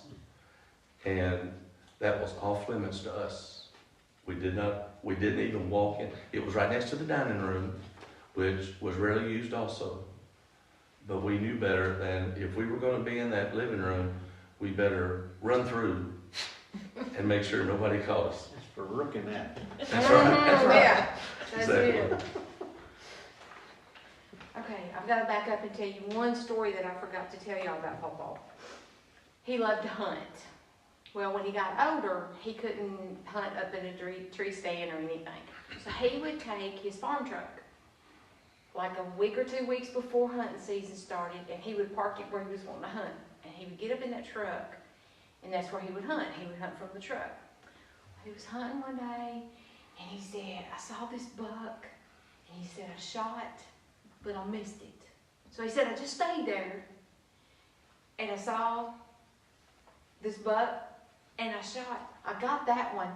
So he went down, and he loaded that buck up in his truck, and when he backed up to leave, he ran over the first one because he hit it too. And killed both of them. He came home and he goes, I can't tell anybody, that's illegal. But I want to get them both mounted. Because they were good-sized bucks. He quietly, apparently he paid somebody under the table. He got both of them mounted because they were in the den. But that was his illegal action, was he killed 2 bucks in one day. But he didn't realize he had killed the first one. But anyway, but back to Mom. You just didn't beat her, for sure. And they had to leave the house on Saturday because she worked during the week. They stayed during the summer. I got to go stay when she was on vacation because she liked her granddaughters better than her grandson. Just something about the girls. No offense. But anyway, but I remember she always made a point was that was her week to show me off. We had to go visit all the relatives, and we had to check the list off as we got there and we went everywhere. And the one thing I remember about her car was her poor little feet and her poor little short legs, and her steering wheel was like this huge. And she would sit there with it right in her face because she couldn't see. And her little foot was stretched all the way out trying to run the gas and the brake. And if she ever had to stop, that was going to be it. She was going to break her face. But anyway, because they weren't the cushion. Right. They were the old metal hard, steering yeah, wheels, the old hard steering wheels, you know. But that's the only car I ever remember her having. Was that old white, and it was an Impala. She traded the Bel Air off for the Okay. great About a car. 62 or 3, somewhere along in there. Okay, Yeah. and I wished I had that car. Oh my gosh! But she would, and now she was the family worrier. She worried about everything and everybody. Okay, now I'm going to get back to her. I'm sorry, but I'm going to say this because this was them. Mhm. You know how Uncle Lyndall and Aunt Edith, perfect couple, all together, had it clicked going on. Like she said, they were opposites. But they worked together. They did. Papa got up one day and was sitting in his recliner. Well, I'm gonna go down here in a little while and run some errands and all this. And Mama was sitting on the couch, or laying on the couch or whatever. Okay. Well, he was there for a little while. He put his recliner up, started putting his shoes on. She said, "What are you doing?" He said, "Well, I'm gonna get ready to go to town." "Well, if you would give me time to get ready." Here it comes. "Oh, hell, Ruthie, I done told you. I was going to town 30 minutes ago, and you're still sitting on the couch." Sorry. That's the only time I ever heard my granddaddy cuss. But I remember that so well because it rhymed, you know. Yeah. But they fussed, you know. But it was picking fussing, you know. Because I remember going back home one time and I told Mom, I said, "Mom, did they really mean it?" No. That's just how they picked together, you know, and got along, you know. And they did. I mean, they had a wonderful marriage, raised wonderful kids. Did pretty good with the grandkids too, you know. But no, you couldn't beat my mom. I got to go see her at the nursing home. They got her medicine and stuff at the nursing home. And they called Mama and they said, you need to come. Said, she's being ugly. Well, how's she being ugly? Well, apparently, Mama told me that there was a nurse that came in to give her some medicine. Hey, Mama looked at that woman and said, Lord, honey, you're so fat. I bet you ain't even got a man. Oh my gosh, now this is not Mama. This is, you know.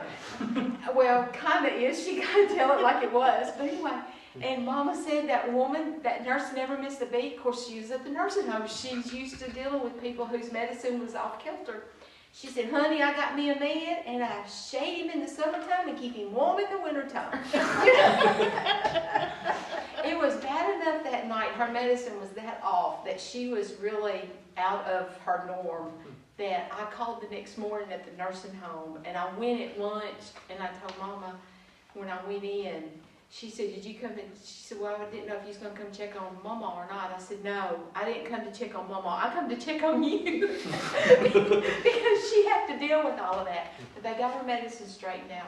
But it wasn't long after that before she passed away. But I got to go see her at the nursing home like 2 or 3 days before she died. And she was sitting in the wheelchair in the hallway. And they'd already fixed her hair. Of course, you know, back in the day, you had hair day, and my mother did too. You go and get your hair rolled. They dry it. It's dried in the hair dryer, you know, the big cone thing. And then I was telling my little granddaughter this just Friday when I went and picked her up from school. I was telling her that my mom used to do this, and I said, then when they would take your hair out of the curlers, they would sit there and they would tease it. She said, tease it. I said, yeah, and it's not, na. I said, they would take the comb and they would make it puff up. Really? I go, yeah. But Mama had her hair fixed, and so I found me an empty wheelchair, and I pulled in right there beside her in the hall, and I spent my lunch hour right there talking to her. But she was my mom. She was, you know, it was her. I got to spend time with her, and it wasn't but just a couple of days till she passed away. But I had that time. I had that opportunity, and I'm glad. But she was a family warrior. She wanted to make sure that everybody was taken care of, and she worried when you left the house, and she was concerned until you got back because there was no cell phones at all. And she passed that on to my mother. My mother has graciously passed it on to me. So anyway, but yeah, she was a rare jewel. But let me tell you, between her and Papa, there was never a dull moment. Yes, absolutely. Jeff, did you ever know Ruth? Unfortunately, I cannot remember. Sorry, I was only like, I was away during that time period most of the time. Okay. Yeah. Miss Joyce, what do you remember of Ruth L? Well, I remember when she was in the nursing home, and when we'd go sing to the people at the nursing home, the church would do it, and have the preacher preach, and we'd go see her, and she enjoyed people coming to see her. And that's the last time I remember her. Michael, what are your memories of Miss Ruth L? It's a lot like what they were talking about. One of my favorite stories about her was actually before I was born. Is when Jimmy, of course he's like 9 years older than me, when he was just a small child, or her child, and he was rambunctious. And they couldn't do nothing with him. And she'd get the vacuum cleaner and go after him with that. That's the only way she could control him. He was scared of that vacuum cleaner. And they told that, and I couldn't believe it. But that was one of my favorite stories about her. I wonder if Sheila still uses that today. I don't know. Well, she may not know about it, so. Get that tip over to her. Yep. All right. Well, thank you all. I'm sure we've gone long, but I appreciate you being here, especially the family. Thank you for taking the time. Thank you for Thank allowing you, us yes. to come over. We're glad we got to come. I've enjoyed this very much. Brought back a lot of memories and stories that I hadn't heard, and got my mind to thinking of things that I had tucked away Yeah. that I got to bring back out front, so. That's Thank what we you do very it for. much. Thank you.